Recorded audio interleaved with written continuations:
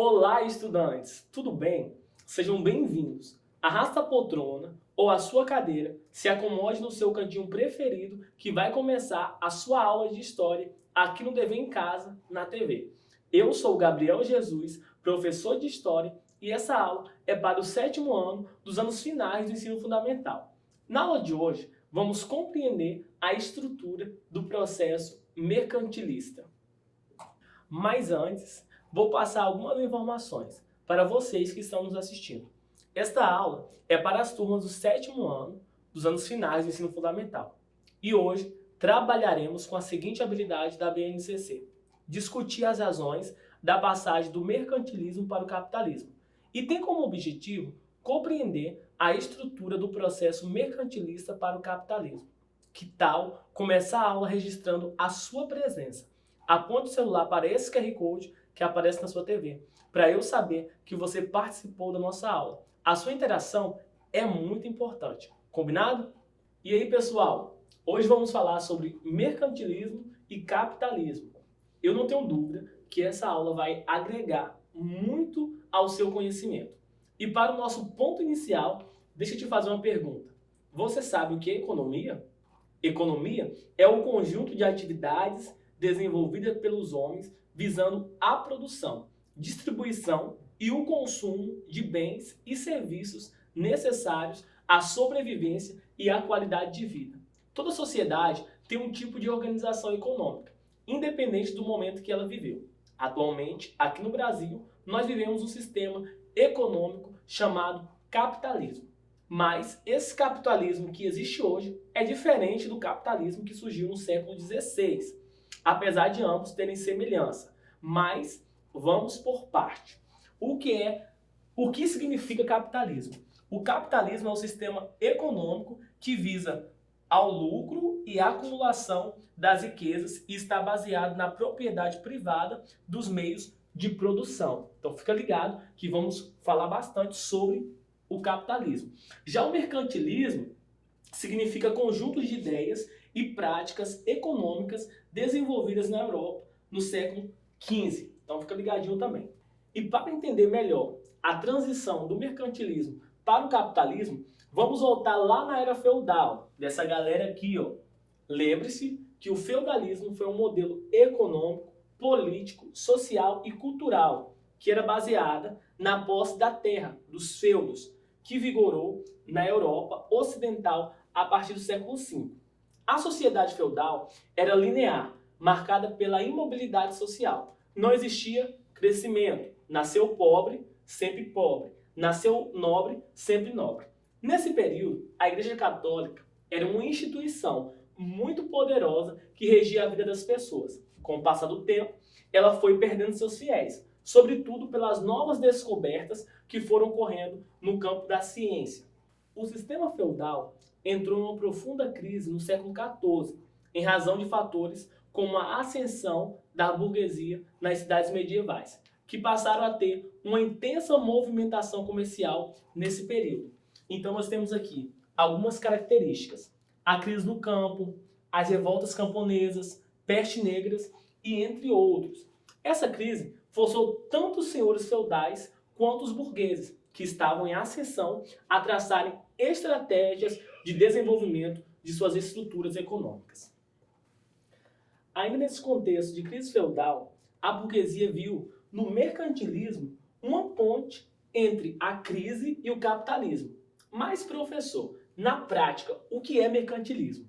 O mercantilismo foi uma prática econômica que ajudou na consolidação da burguesia como classe social dominante. Os mercantilistas acreditavam que a riqueza de uma nação vinha do tanto de ouro e prata que aquela nação possuía. Ou seja, eles acreditavam que se ajuntasse toda a riqueza, eles estariam cada vez mais ricos. Mas será que é verdade? Thomas More, um economista da época, descreveu esse raciocínio da seguinte forma: vender mais anualmente para o estrangeiro e consumir o mínimo deles. Na visão dele, a exportação é normalmente boa e a importação algo negativo. A exportação está ligada à entrada de ouro no país, já a importação à saída dele. E assim o país supostamente ficaria mais pobre.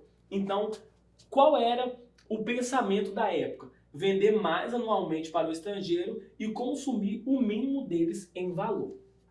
Os reis absolutistas procuravam aumentar o seu poder e influência, aumentando as suas riquezas. O mercantilismo apresentou alguns elementos comuns nos diferentes países que foi aplicado.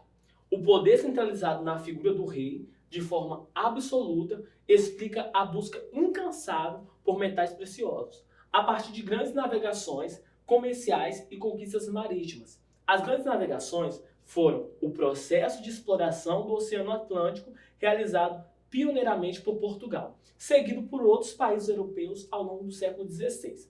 Toda essa busca tinha um foco, metais preciosos. Chamamos esse período de metalismo. Então aqui a gente consegue associar nesse período o absolutismo, né? Todo o poder centrado na figura do rei com as grandes navegações, período ali de novas descobertas. Então nós vamos ter uma associação de poder e conquistas. Bem, o metalismo era o acúmulo de metais preciosos como o ouro e a prata. Os reis acreditavam que quanto mais tivessem esses metais, mais poderosa a nação seria. Quem mais focou primeiramente nos ideais metalistas foi a Espanha, com a exploração e o acúmulo de metais preciosos, ouro e prata, os quais eram extraídos das colônias, sobretudo do México e Peru, e encaminhados a metrópoles. Já no caso de Portugal, o ideal metalista foi mais tardio, alcançando no século XVIII com a descoberta do ouro na região de Minas Gerais, período que ficou conhecido como o ciclo do ouro. Bem, nós podemos então ver aqui um mapa mostrando um pouco dessa exploração que eles faziam aqui no Brasil no período mais conhecido como o ciclo do ouro. Outra característica desse período era a manutenção da balança comercial favorável, que remete ao pensamento do Thomas More, que significa que o país deveria vender mais e comprar menos dos outros países. A balança comercial dos países desenvolvidos se caracteriza pela compra da matéria-prima e venda de bens industrializados.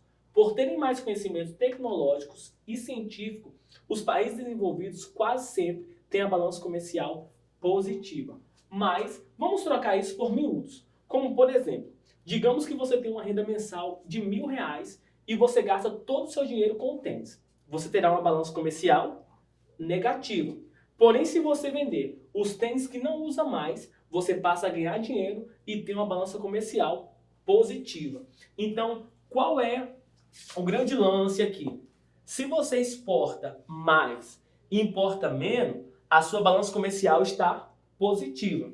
Se você exporta menos e importa mais, a sua balança comercial está negativa, tá bom? O colonialismo era outra característica e o objetivo era conseguir colônias, terras para serem exploradas, como ouro, prata, especiarias, tecidos e outras coisas de valor. Nesse contexto de exploração, podemos citar o Brasil. O Brasil foi explorado com o pau-brasil, a cana-de-açúcar, o algodão, o tabaco, o café e o ouro, por exemplo. Além disso, esse processo estabeleceu o monopólio comercial, uma vez que a colônia era mercadoria exclusiva da burguesia metropolitana, mantendo a sua vida econômica presa à metrópole que a colonizou. A burguesia era permitido comprar com exclusividade os produtos coloniais por um valor baixo e vendê-los por preços mais altos nos mercados europeus. Piratas? Piratas do Caribe? Calma que eu vou te explicar essa história.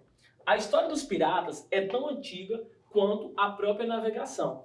Eles existem desde o momento em que o homem passou a transportar bens e mercadorias usando rios e mares, atacando os barcos e roubando os carregamentos. Apesar de existir há muito tempo, a pirataria ganhou força entre os séculos XVI e XVIII, quando houve um aumento importante do transporte de riquezas pelo mar. Países europeus como Portugal e Espanha encararam os oceanos, explorando novas terras e buscando recursos naturais e minerais. Assim também cresceu o número de piratas de nacionalidade francesa, inglesa e holandesa. Eles atuavam principalmente nas ilhas do Caribe e no Oceano Atlântico. Então, eles existem desde o momento em que o homem passou a transportar bens e mercadorias, tá bom? O mercantilismo e o capitalismo se unem como um à base do outro. Conseguimos observar que o nosso sistema econômico atual tem uma parcela de influência da prática mercantilista, onde existe a intenção de reter riquezas, determinando o valor de uma nação a partir de posses. As noções sobre o acúmulo de lucro, meio de produção, em propriedade privada e definições de tendência são produtos da influência mercantilista na economia contemporânea. Então, eles dois se unem, né, um como a base do outro, porque um vai influenciar para a passagem do outro. E foi esse contexto que possibilitou o surgimento do capitalismo. Mas você sabe o que é capitalismo? O capitalismo é um sistema em que predomina a propriedade privada e a busca constante pelo lucro e pela acumulação de capital, que se manifesta na forma de bens e de dinheiro. Porém, o processo do surgimento do capitalismo foi lento e gradual, iniciando-se na chamada Baixa Idade Média, com a formação de pequenas cidades comerciais denominadas burgos. Com a sua formação, o novo sistema passou por três principais fases do desenvolvimento, que são o capitalismo comercial, o industrial e o financeiro. Então, no capitalismo predomina a propriedade privada e a busca constante pelo lucro e pela acumulação de capital. Como podemos ver aqui, esses dois bonequinhos sentados na pirâmide ali de dinheiro. O capitalismo comercial, também chamado de capitalismo mercantil ou mercantilismo, foi a primeira fase do sistema capitalista. Se inicia no final do século XV, com a decadência do feudalismo, e se encerra no século XVIII com o fortalecimento da industrialização. Conhecida também como a fase pré-capitalista, o capitalismo comercial se originou com o surgimento dos Estados Nacionais e marca o fim da Idade Média e o início da Idade Moderna. Então se liga nessa dica. Quando lembrar de capitalismo comercial, lembre-se de início de tudo. Então aqui nós vemos a primeira fase do sistema capitalista, conhecida como fase pré-capitalista. Já o capitalismo industrial ou industrialismo surgiu com a Revolução Industrial no século XVIII, com a transformação no sistema de produção. Nesse contexto, houve a mudança no modo de fabricar produtos manufaturados. Antes, cada produto era feito de forma artesanal, em pequenas quantidades. Nesse modo, a demanda era anterior à produção. Com o surgimento do motor a vapor e de máquinas mais elaboradas, passa-se grandes escalas de produção. A oferta do produto passa a ser anterior à demanda. Cresce a necessidade de criar mercado consumidor. Dessa maneira, o capitalismo industrial enfoca no desenvolvimento do sistema fabril de produção, necessitando de mais mão de obra, e dessa maneira surge a classe operária. Por último, vamos falar do capitalismo financeiro. Capitalismo financeiro, também chamado de capitalismo monopolista, basicamente é um tipo de economia em que o grande comércio e a grande indústria são controlados pelo poderio econômico dos bancos comerciais e outras instituições financeiras. Dessa maneira, nós temos uma formação de uma nova forma de capital, que é o capital especulativo. Bem, por aqui vimos as principais características do mercantilismo e capitalismo e também a sua transição. Agora vamos colocar em prática. Nossa atividade hoje é responder corretamente as questões. Todas as perguntas são baseadas no conteúdo que estudamos aqui. Então a questão A é: o que foi o mercantilismo? E a questão B: o que é capitalismo? Vou deixar 20 segundos para vocês responderem essas duas perguntas. E já já eu volto para a correção.